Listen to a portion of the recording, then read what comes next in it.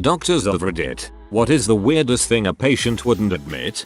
I admitted a guy for chest pain. As part of the workup, I did a urine drug screen which came back positive for C. After the rest of his cardiac workup was negative, I said to him, "Good news, you didn't have a heart attack. It's likely that your chest pain was caused by C." His answer, "I didn't use C.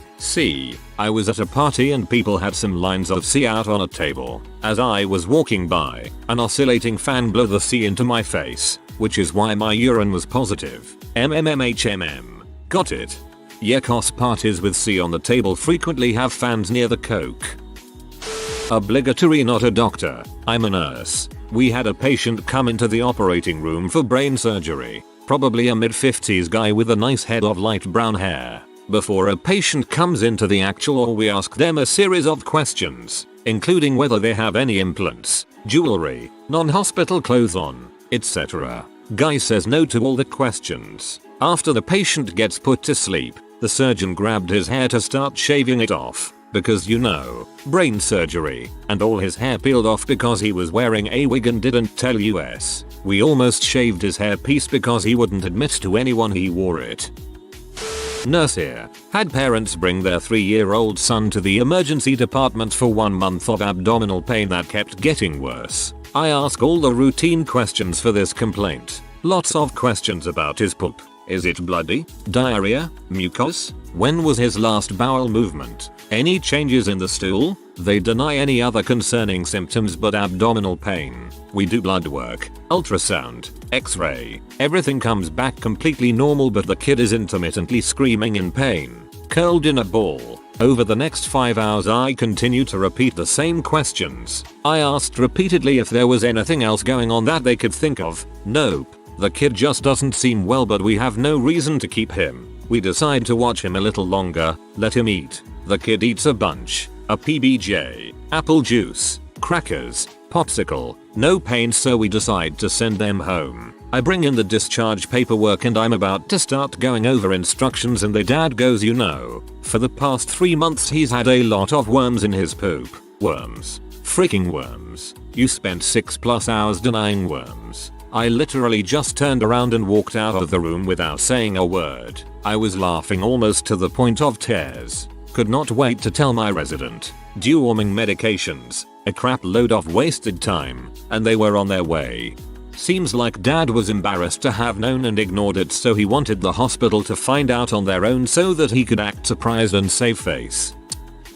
I'm a pediatric dentist, so maybe not the type of doctor you were looking for, but this one throws me for a loop every time, so I'll share it. When I sedate kids they have to be NPO for 8 hours before, so I always ask if they had anything to eat or drink in the morning. Parents never want to admit their kid ate or drank, even when I remind them it's very important because if they vomit and aspirate they could die. Often they try to minimize it and say it was just a few bites, but one kid walked in eating a bag of Cheetos at reception and then the parent insisted to me that they hadn't eaten.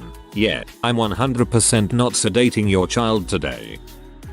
Obligatory, not a doctor. Used to work PR and marketing in an inner city hospital. Was once hanging out with the folks when a regular came in. He was into self-harm. This would have been in 2001 or so and I was young, so I had never even heard of this. This guy had spent hours burying a Phillips head screwdriver in his abdomen, carefully working it around major organs. He was a Vietnam medic and had some training, so he could feasibly do it. He straight up said, "What screwdriver? You all are crazy." The attending was staring right at the x-ray and the handle of the screwdriver sticking out of his abdomen. The screwdriver must have been 4 inches long. I still shudder. I once had a patient come in with large calluses on the front of his ankles, which is a very unusual place to get calluses. I brought it up a few times because I thought maybe he was wearing his shoe wear improperly, but he kept waving off the question. Eventually I got him to admit that the calluses are there because he recently started taking a prescription antidepressant medication which made it very difficult for him to achieve orgasm. He found that if he lay on his living room carpet with his legs bent out beneath him in a W fashion and jerked off for several hours he was able to achieve orgasm.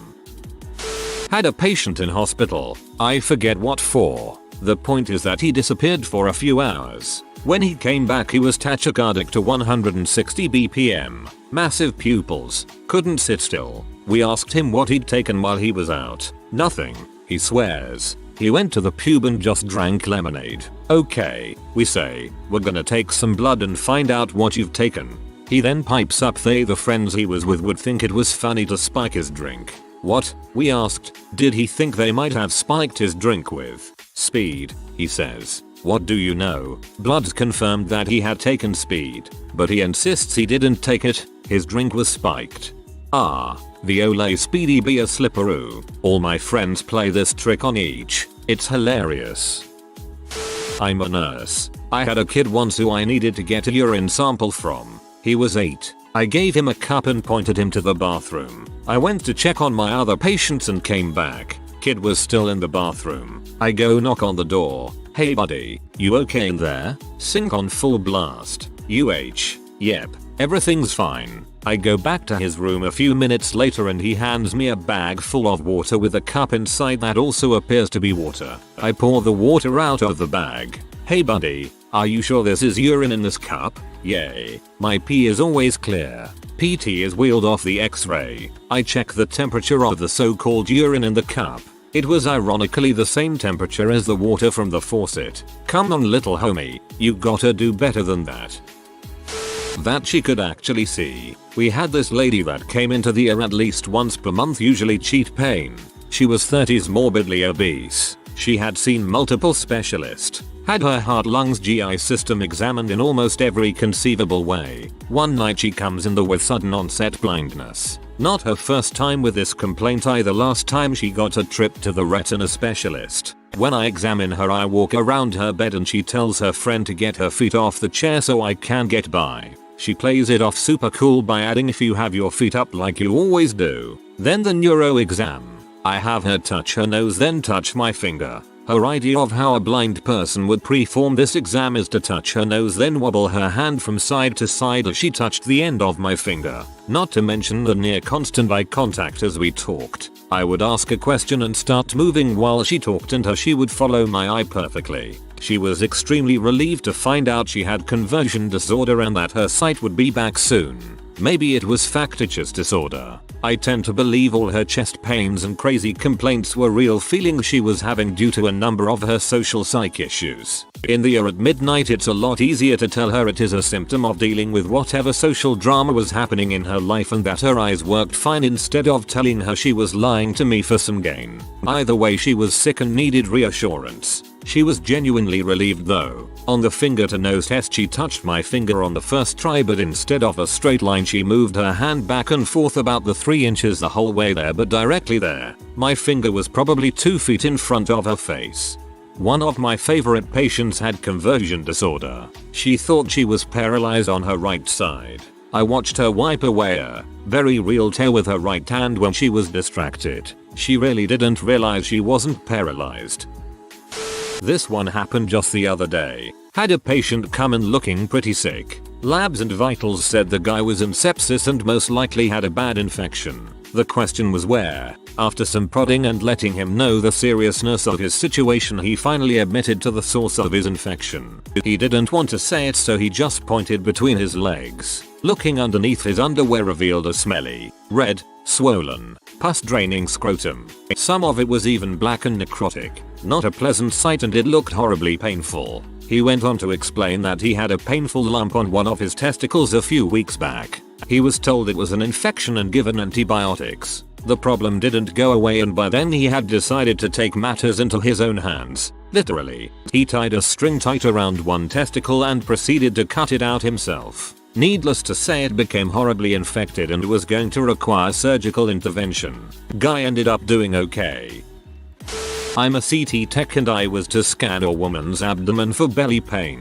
She and her girlfriend were there. I have to have a pregnancy test. I have to have one done.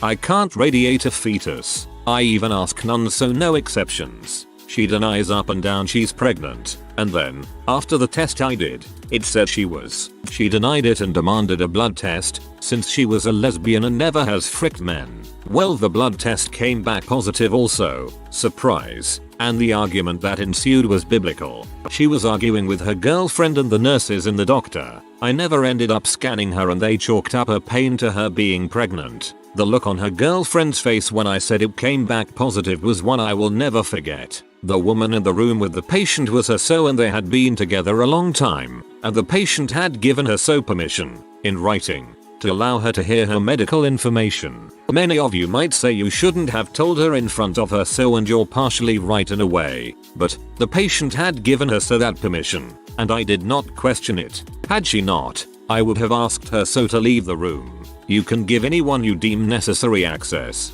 or no access, to your medical information. It's not limited to spouses.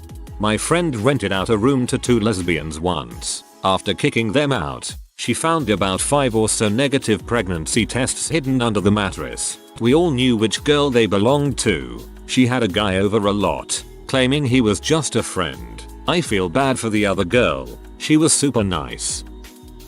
Had an elderly lady from a nursing home come and super altered. She would wake up briefly to answer questions but then would be out like a light seconds later. Usually in this case we assume it's from infection, stroke, etc. But we still ask about drug use, legal and illicit, since it can cause that kind of thing. Lady denied several times she didn't take anything other than prescribed meds. Finally, as we're about to intubate her, put her on a ventilator, since she was getting worse, we cut off her bra and out pops a little baggie with some white powder and a baby straw. We gave her some Narcan and she gasps herself awake. Even after that still took her a long time before she said, well, maybe I did take some drugs from a friend. Since then I've trusted no one when it comes to denying drug use. Just to clarify, I'm not saying I think everyone is a drug addict. I'm just saying if you come in acting super out of it, you're probably going to get Narcan just to cover all the bases. Also, I'm aware that light seconds are not a measure of time. I used the phrase out like a light followed by the word seconds. Just confusingly worded, I guess. Crap, at least she admitted it after the Narcan. I'd say 90% of the patients I saw revived with Narcan and they are still denied taking opiates. I'm an internal medicine resident. Had a patient with sepsis that was being seen by the urology department. When I first read his clinical history, it stated something along the lines of infected wound in the dong. Patient claims he doesn't know how he got it, so I begin my assessment and ask him about his wound. Indeed, he claimed he didn't know how it happened. I decided that the priority was to stabilize the patient and I made some adjustments to antibiotics and other meds. Well, the guy went downhill. The sepsis became severe even though he was with the strongest antibiotics we had and 2 different vasopressors. His blood pressure was through the floor and eventually he needed intubation and went to the ICU. He managed to survive after a complete penectomy, and about 2 weeks later I saw him again. Turns out the dude was trying to get his dog to lick his dong, and put on some peanut butter on it. Naturally the dog bit him. He didn't seek medical help for about 10 days before the pain and fever was too much. If we knew from the beginning that the wound was inflicted that way, the antibiotic would have been different. Probably would have made a difference. I still feel sorry for that guy, but with a wound like that he is lucky to be alive. I should have said that a total penectomy is total removal of the dong. Sorry for all of you that went to Google Images. I'm a nurse, not a doctor, but it's amazing how many patients lie about how much they drink. Dude, we aren't judging you. We just want to know if we need to worry about you detoxing when you come out of open heart, or any other surgery, etc. A lot of comments in here seem to be about your personal doctor visits. My comment was very specifically referring to major surgery. All I am saying is this: if you're going to land in the hospital for a significant amount of time and you're an alcoholic, it is to your benefit and safety to be honest about that, because the odds that you will withdraw in your time there is high. If providers know, they can plan to manage that so you don't withdraw. Last, sounds like a lot of you have run into crappy, judgy people in healthcare. We aren't all like that, and even the judgy ones really don't want you to detox on their shift. Had a patient on our service for a heart failure exacerbation. We weren't sure why she had one now, as she had been stable for a few years prior. She also had a documented past use of Crack-C, so we checked a urine drug screen. The screen was positive and the next day I rounded on her. She asked me why she had the exacerbation.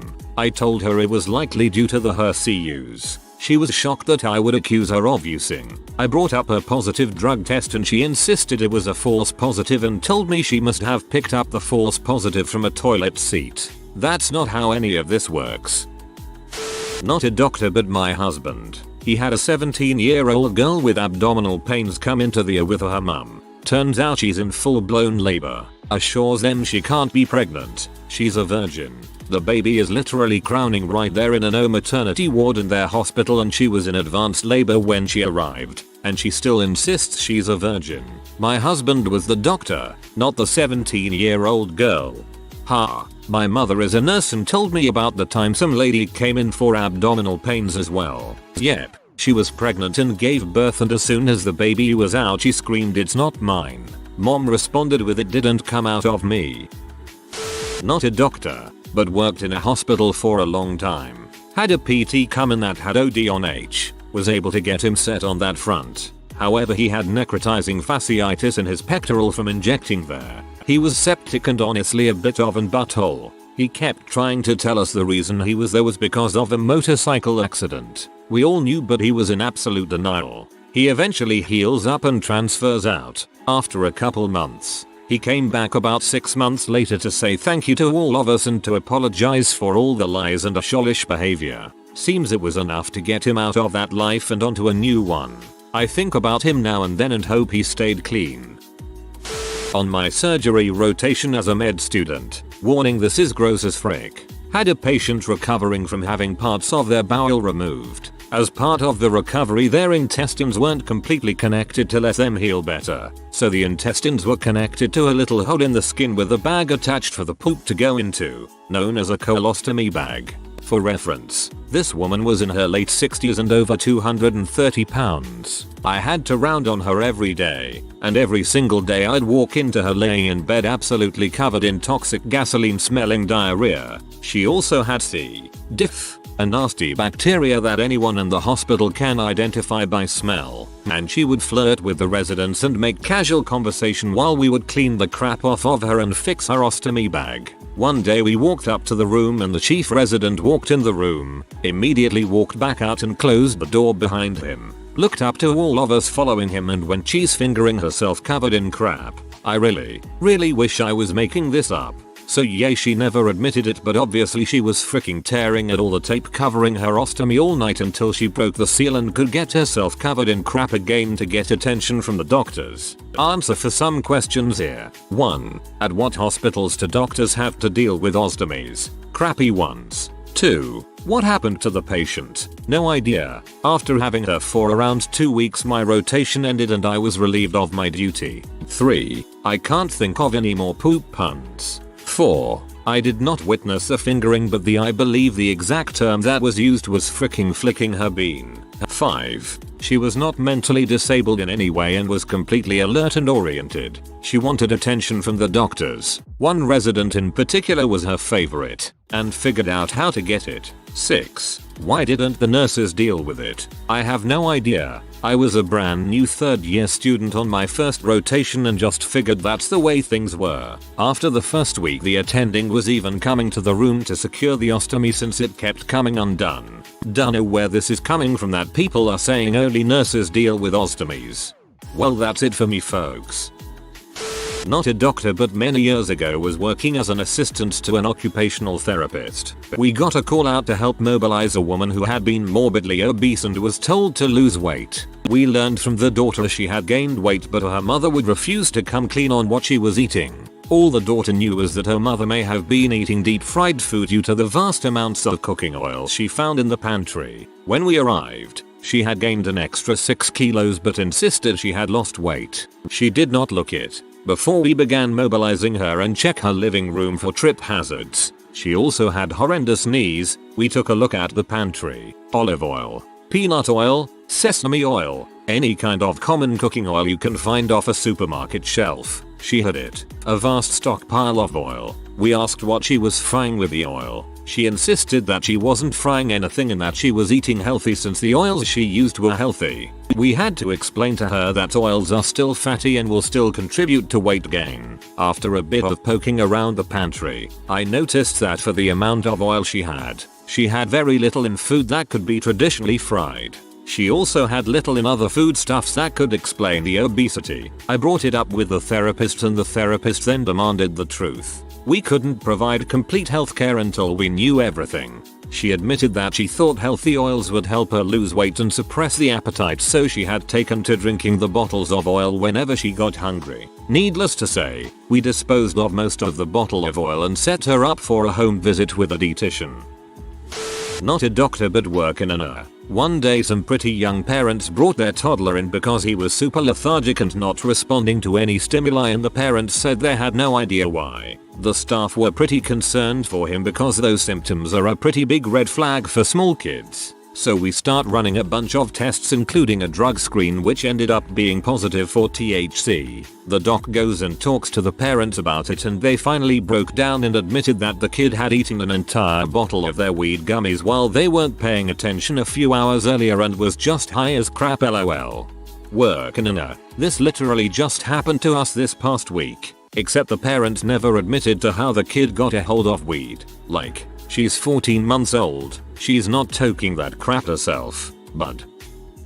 Trauma surgery rotation. Surgeons are helicoptered out to the scene where a man is impaled on a tree. They are hoisted up to cut him down in conjunction with firemen. The branch lodged deep in his butt and the surgeons return on helicopter. In the ED, straight to CT for pan scan. It's in there. As in through his glute max, minutes, pelvic ala, and the tip of this branch is lodged somewhere alarmingly close to the bifurcation of the iliac, external and internal. He's hemodynamically stable and talking, saying "Mas, I need meds." A doc is like, "No crap." Asks him what were you doing in the tree. His answer, "I used to trim trees." Okay, but were you doing that today? No, but I used to trim trees. Utox is positive for M, but it's time to get that baby out, so it's stat or for IND and slap-ish. I get to scrub in and see what it's all about in the OR. The branch is indeed lodged between the iliac artery and vein. At the bifurcation, neither vessel is damaged. We proceed to remove wood chips and bone chips from the enormous hole we have excavated out of his butt, and no suturing practice for me because it's a wound vac for this man, who used to trim trees. In the following days he is in and out of a med-induced haze. We ask him over and over, "Yo, but what were you doing in the trees?" His reply, "I used to trim trees." He came clean about the MUs and other drug use. He started to look better and better as he basically detoxed before our eyes. He eventually left in as good health as one can be with a giant mass of granulation tissue where your butt used to be. Never told us why the frick he was in that tree. That man wanted to frick a tree, and by God he did it. A story that resides at the nexus of oncology and psychiatry. Middle-aged man enter in sweatpants. Worked as an accountant but currently unemployed. He tells me that a urologist had diagnosed him with inflammation of his epididymis 3 years earlier, but he hadn't followed through on the treatment, and that he now wanted to get things taken care of. During the physical exam I see a grapefruit-sized mass in his scrotum. It was not subtle in any way. I call in urology and order a CT scan. I tell the guy that this isn't inflammation. It is a tumor and we need to do more tests to find out what type of tumor. He stops me and tells me he didn't understand what I had said. Could I please repeat it? Then he pulls out a pad of paper and writes down my exact words and sits there staring at the words for a few minutes. I just felt really sorry for the guy. If you are new to the channel, you can subscribe. I publish new videos every day. Until then, check another video.